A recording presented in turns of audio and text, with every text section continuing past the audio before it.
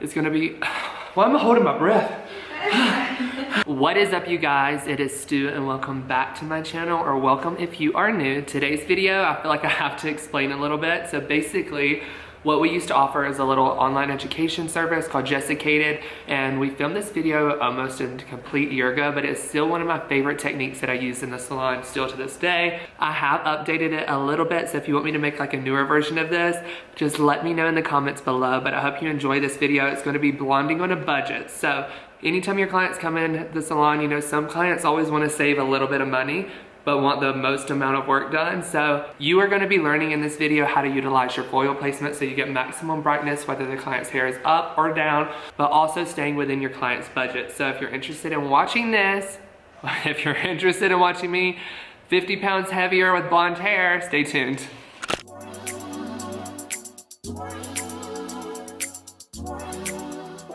Hey you guys, it's Stu and welcome back to Jessicated. Today's video is going to be blonding on a budget. So what we're going to be doing is getting maximum brightness with the least amount of foil. So if you're interested in watching this video, stay tuned.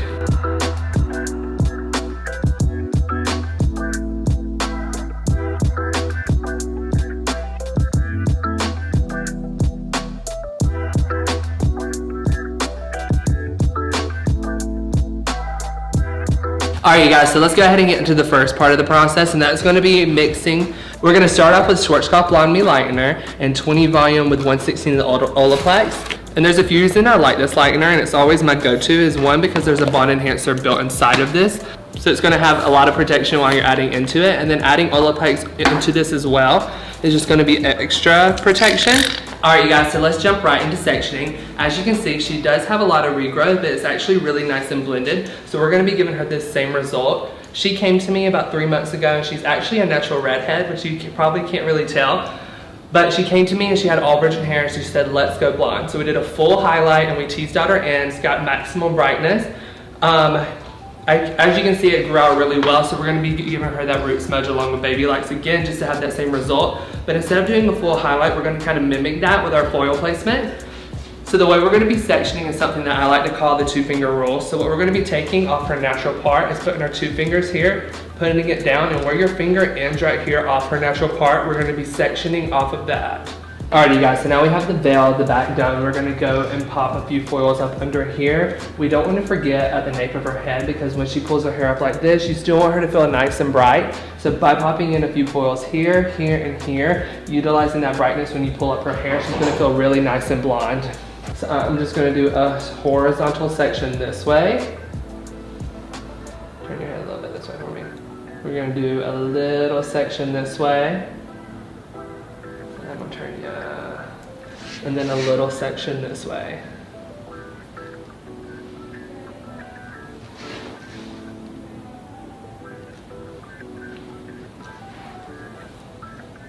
And something I want to talk about this is this section we're clipping away right here. This section from the back of her ear to right here is where the majority of her hair density is. So the less that we're lightening this, the less we're putting chemicals on this, the thicker her hair is going to feel. I know sometimes with blondes, their hair after it's been processed a bunch for over the years, or it starts to feel like it's thinning out or feel brittle. We want to avoid that, and one way to avoid that is just by leaving this dead zone area out. Alrighty guys, so let's go ahead and start tackling this area right here at the nape of her neck. I'm just going to do a horizontal section right here, super thin. We are going to be baby lighting today just because we want maximum brightness, and we're going to get right into it. I feel like the nape of the neck is an area where it's super hard to foil at first, so what I recommend using is going to be any kind of board. This is going to help you keep a sturdier base as you're putting it on, and then as you're moving up the head, you can just use the foils that are up underneath it as the base. Alright, so we are going to go ahead and get started. We're going to start baby lighting really close to the scalp. Taking our board with our foil on it.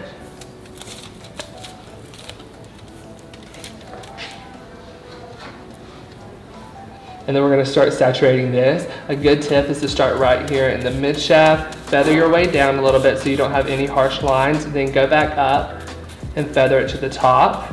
Doing your foil this way is also going to ensure that you don't have any bleeding or any tiger stripes or anything like that. Once we're done saturating, we're just going to take the end of our rat tail comb, push this hairs out of the way just so they don't get over processed, foiling our foil once, and then extending it a little bit above the edge.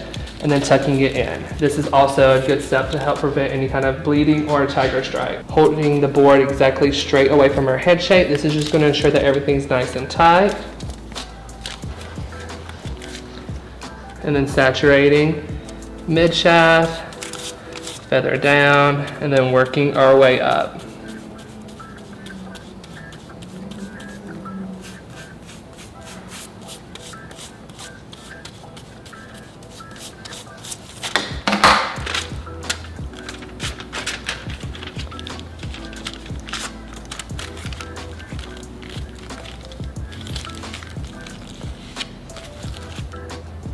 So we're going to be doing 3 off the nape of the neck, and then off her back hairline we'll be doing the same thing, just going this way, angling it.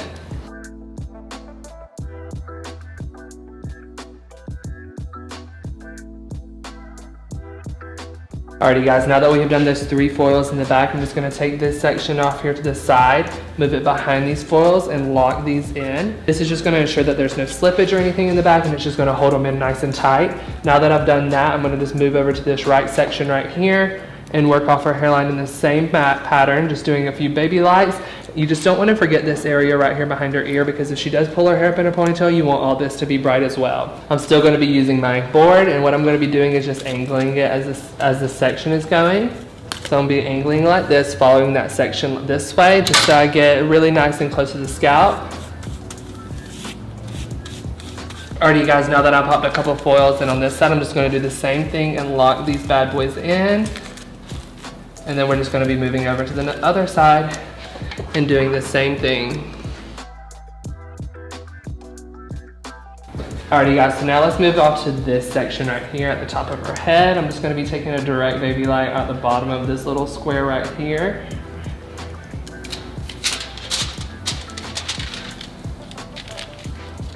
Holding it with tight tension just so it gets really close to the scalp.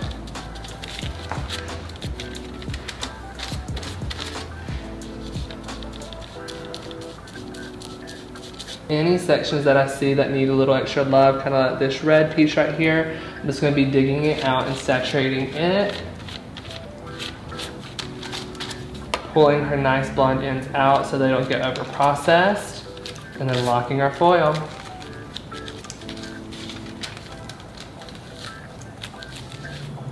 And with this one, you guys, I kind of want to show you the difference between a traditional highlight and a baby light. I feel like in hair school, you learn to start right here in the mid shaft and go up and down like in a sawing motion. And then this is how your density of the highlight is going to be. Now with a baby light, you're going to start being close to the scalp and almost draw like little U's, pulling towards yourself, and then sawing, instead of sawing up and down.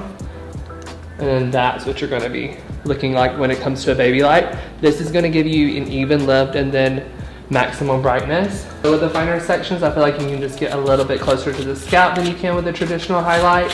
However, there's nothing wrong with doing a traditional highlight. Just whenever I'm doing any kind of blonding, I just feel like baby lights are more my style, just because they're a little bit more seamless, you get maximum brightness, and it's a little bit easier of a grow out. Alrighty you guys, and with this one right here, we're just going to zoom in just so you can see what I'm talking about when I talk about taking those little U's. Just remember, just like traditional highlighting, when you're baby lighting, you're going to be skimming the top and then just moving back and forth towards you and towards the scalp, creating a little section.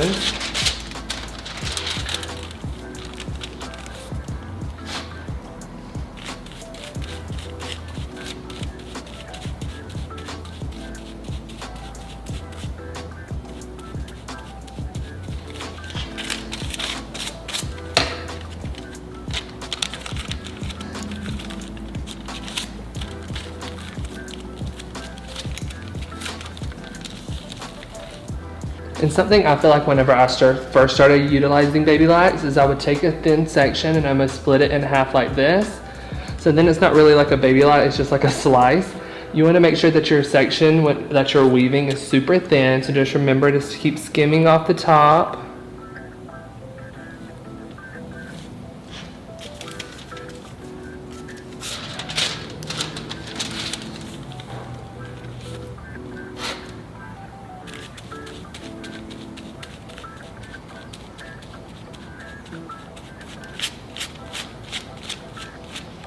Alrighty guys, and something else you want to remember during these crazy times with everything going on with the coronavirus is that a lot of clients are going to be using root sprays, anything to cover up their regrowth or their gray. So you want to make sure that before your client comes in that they wash their hair with a clarifying wash. They don't have any of that spray residue on their hair because it can add some issues lifting. Something else you may notice is that I'm sectioning with my clip. I've been doing this since beauty school. I went to Aveda and they preach all day long that time is money and that every second counts. So if you can get into the habit of sectioning with your clip, it is a little bit of a time saver. Alrighty guys, now that we have the back done, I like doing the back first just because if it finishes processing first, you can lean the client back in the sink and wash it out really easily. We're going to start working on her face frame. So right here in this section that we pulled out, that was like from behind her ear to the front of her hairline, we're going to be taking a few slices off this way. We're going to be working in a diagonal section here today. Alright, and we're going to be working off in a diagonal section here because remember, we're wanting her to look super bright when her hair is down, working off her part, and then also whenever her hair is up. Whenever her hair is up, it's at a diagonal like this. So we're just going to pop in a few slices and a few baby lights on this side.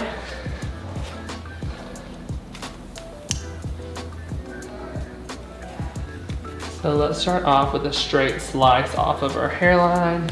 Perfect. So let's go ahead and start off right here, taking a direct slice off of our hairline so it's super bright whenever she pulls her hair up.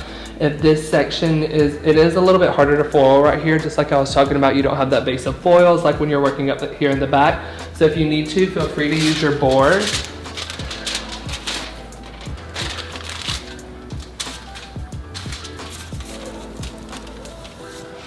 So there's one slice. We're going to do 2 slices to 1 baby light off of our hairline. Something to remember, the hairline is a little bit more fragile. So now we're going to be transitioning into 7 volume.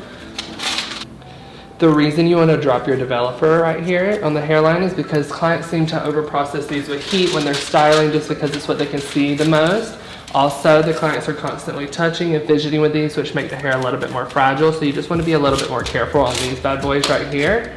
Alrighty guys, so let's move into this top part section right here. Like I said, we went off her hairline just so everything lays really nice and natural. And what we're going to be doing is focusing right here on her money piece. We want it to be a little bit brighter in the front. We're going to be doing the same thing where we take 2 slices to 1 baby light.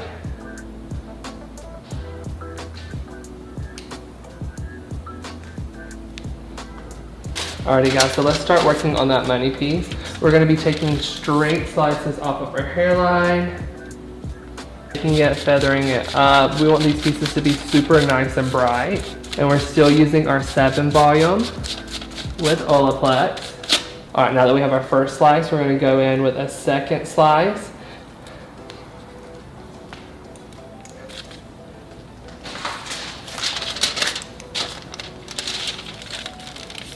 And I don't know what you guys have been doing during quarantine to keep yourself busy, but I have been watching a lot of YouTube videos and I've been watching a lot of makeup tutorials. So whenever it comes to the money piece, you kind of want to think of it as highlighting and contouring your face. Everywhere we're taking the straight slice off, that's going to be highlighting your hair, obviously. That's going to be your highlight, but anywhere we go through, I've got about 2 slices right here. I'm probably going to do about 1 more, followed by a baby light. That dropout right here, which we're referring to as our contour, is really going to enhance those front pieces to give it that nice pop piece in the front. So we're working on our 3rd slice. And now that we have that 3rd slice done, we're going to go in with 1 baby light.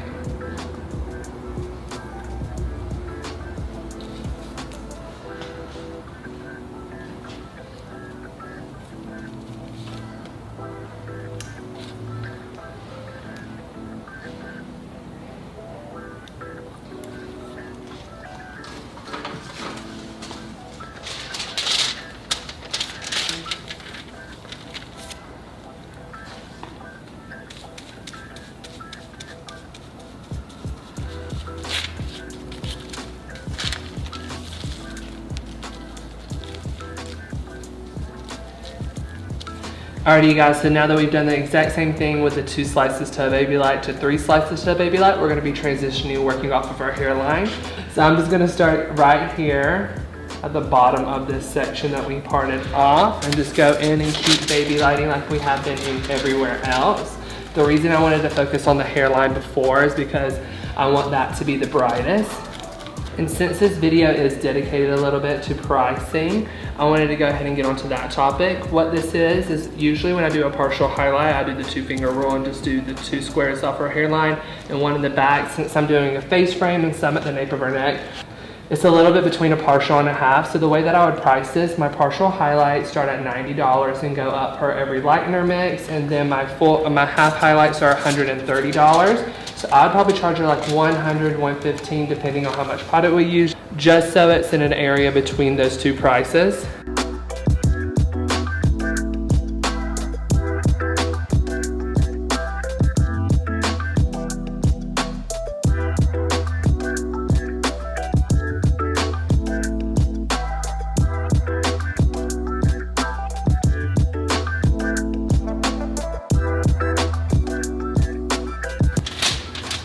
Alrighty guys, and as I'm transitioning up the side of her head, I'm just going to talk about the tools of the trade that I'm going to be using today. The first thing I want to talk about is this brush, and this is going to be the mini brush by Goldwell. I love it because it is a little bit smaller, so you can be a little bit more detailed.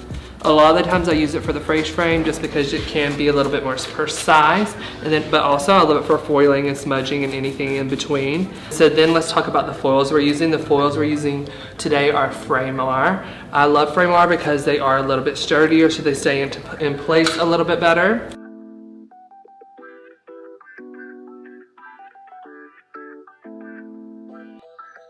Alrighty guys, now that we're onto this section over here, what we're going to be doing in this section is connecting this and this together so it stays nice and bright and even. So we're just going to start over here, baby lighting over and connecting those 2 foils.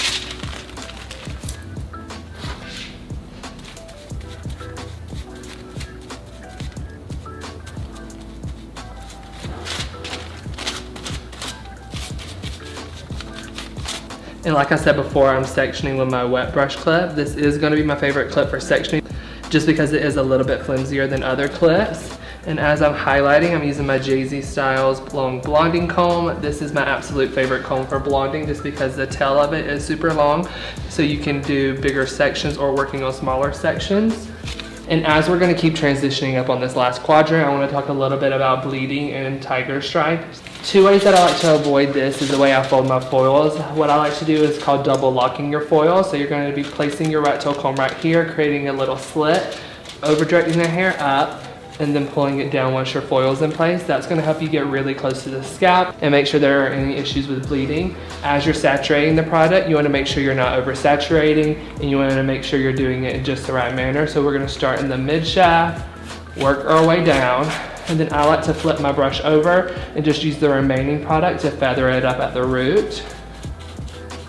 Then, as we're folding it, we're going to extend our foil a little bit over halfway, zip this to tighten it, and then fold it over a little bit more. You want the tip of your foil to be where this hair is right here, flipping it under and then locking it into place.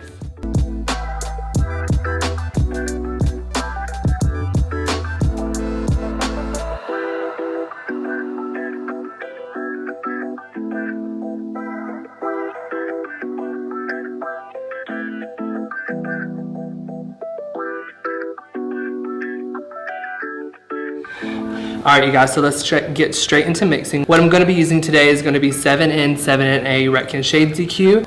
Whenever you're doing a root smudge, it's very important to use the client's natural level with a little bit of NA. The NA is green based, so it's going to cancel out any warm tones you get whenever lifting and then depositing the tones back into the hair. So I'm using about 3/4 7NA and 1/4 7N, and I'm just going to bring that up to equal parts with our processing solution.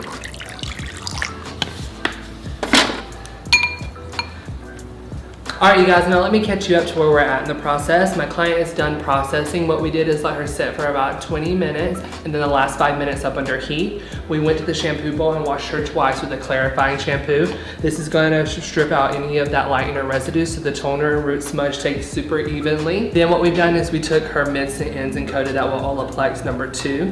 This is going to give her a treatment while her root is processing, and then it's also going to act as a barrier over her mids to ends to protect those while the root smudge, while we're blending it in so it's not combing down too far. Alrighty guys, so for her root, I'm going to go ahead and start sectioning her off, and all I'm going to be doing is keeping everything in the back veil like it is and just separating the front from the back from behind her ear. And what I'll do is I'll just comb this forward just to get everything out of the way. And I'm still working off of her natural part. Alrighty, now that we have all that separated, the front from the back and it combed forward, we're going to go ahead and start into rooting. What I'm going to be using today is with my mixture and my mini gold roll brush is going through and tapping out her line. The reason we want to tap it out instead of smudge it down a little bit further than that is just because she is wanting to be more of a low maintenance blonde, and the whole point of this video is blonding on a budget so she can go further in between her color appointments. So let's get that started. So we're using Redken Shades EQ today, and this is a very liquidy, very runny product. So there's two things I suggest doing whenever you're using it as a root.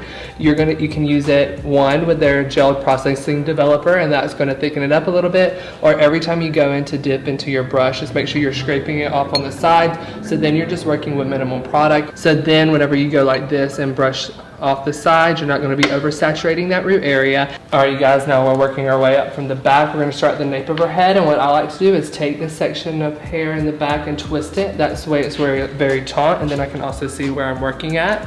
And we're going to take our product and we're just going to be doing a root tap today. So we're literally just going to be tapping it like this and diffusing that line. We're not going to be dragging it down too far or anything.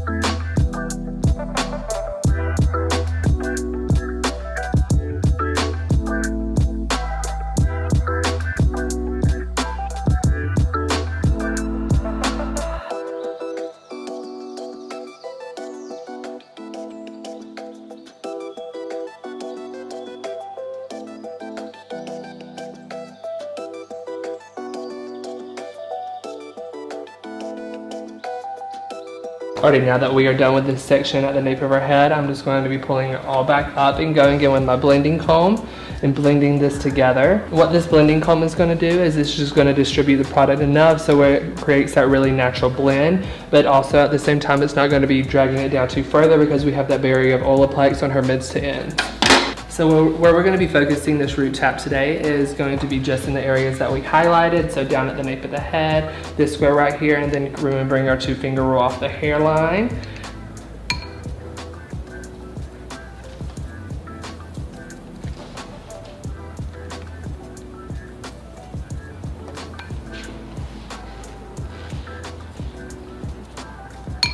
It's really important whenever you're doing any kind of root smudging or tapping to make sure you're taking very thin sections. The reason for that is because you want to make sure that every hair is saturated. You don't want to leave any spots behind because that's just going to create an uneven tone, and you really don't want that whenever you're going blonde or any other shade. And now that we're in the front, what I'm going to do is just section off those front pieces, the money piece and the hairline where we did a little bit more detail. I want these sections to be the brightest, so what I'm going to be doing is going through after her root has sat for about 3 to 5 minutes and then going through and tapping those out. And we're still going to be working with this hairline out and just doing this little quadrant right here. And something I want you to remember whenever it comes to rooting, you guys, is that it does turn a little bit darker, but I promise once it's rinsed out and styled that it does lighten up. As you can see on her hairline right here, it looks like it's transferred so far down. Don't let that stretch you out. In the beginning, I would always chicken out and rinse my clients too soon so then their root didn't have enough time to process, and then it wouldn't be the best result. So you want to make sure you're giving it enough time to process where it actually shows up and then gives you that nice little shadow. And whenever it comes to using your blending comb, don't be afraid to go ahead and just really get in there and blend it. Whenever you looked at someone's hair, have you ever said it looks too blended? And no, you most likely have not. You probably thought that their hair is a little bit too stripy or a little bit too chunky. Whenever it comes to blending, you've never said, oh my God, her hair looks too blending. So when in doubt, blend it out. And then what we're going to do is let this process for about 3 minutes and then go ahead and tap out her front pieces for about 2 minutes, and then we'll go ahead and get into the toning. Alrighty guys, now that her root has been sitting about 3 minutes, I'm going to go ahead and tap out her hairline right here and then transition into the money pieces. For her hairline, I'm going to be using as little product as possible. I'm just going to be using the residue that's left over on my brush and just going through, and I'm just going to go about 3 sections deep because that's how far we foiled. So when I'm done with that, we're going to blend it. I'm gonna move to the other side of her hairline before I transition on to the money pieces, just so everything's super even. And then for her money piece up here, what we're going to be doing is having that same rule of thumb where we're just going to be using as little product as possible. Literally what's just left over on our brush, holding it really taut and then just tapping it out very so slightly. This is almost going to just give the hair a little bit more of a expensive look or feel. A lot of people like to think of rooting as a way to fix foil lines or anything like that, but I think it's just a way to make the hair look a little bit more expensive. I feel like whenever it comes to rooting, it should always be something to enhance the look instead of trying to correct the look. Alrighty guys, so now it's on to the part where we're going to be mixing up her toner, and we're going to be doing something that's a little bit unusual. We're going to be breaking the rules a little bit and mixing Redken Shades EQ with Goldwell Colorants.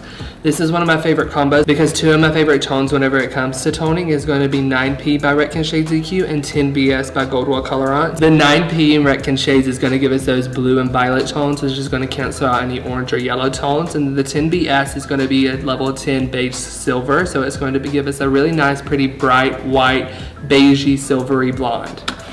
So whenever I go to mix this, what I usually do is about 30 milliliters of 9P. Whenever it comes to mixing in my 9P with this formulation, I don't want too much of it because I feel like it is a little bit strong compared to the 10BS. I want to give the 10BS a little bit more processing time.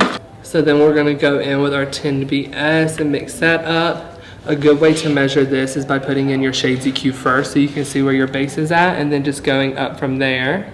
And now that we've added our 10BS in there, we're about at 60 mLs. And what I'm going to be using is the Goldwell Colorants Processing Solution. I'm just going to be doing that 1-to-1, bringing it up to 120 milliliters. And now that we have our little cocktail of a toner mixed up, we can go ahead and start applying it. So where I'm going to focus this toner at first is going to be right below her mids to her ends. Her cuticle's not as open right here, so it's going to take the toner a little bit more time to process this since it didn't have bleach on it during the service. And we're going to be leaving her hairline out and toning that last just so everything is super nice and bright. After we've saturated her right below her mids to her ends, we'll go through and hit it at the base, at the top of her hair, so it can go ahead and start toning.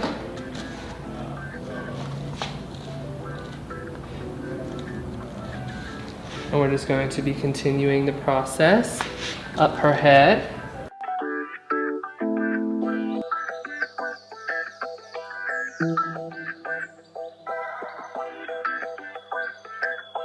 Now that we've saturated the mids to ends where we have that root up here, we're going to be blending that in with our hands.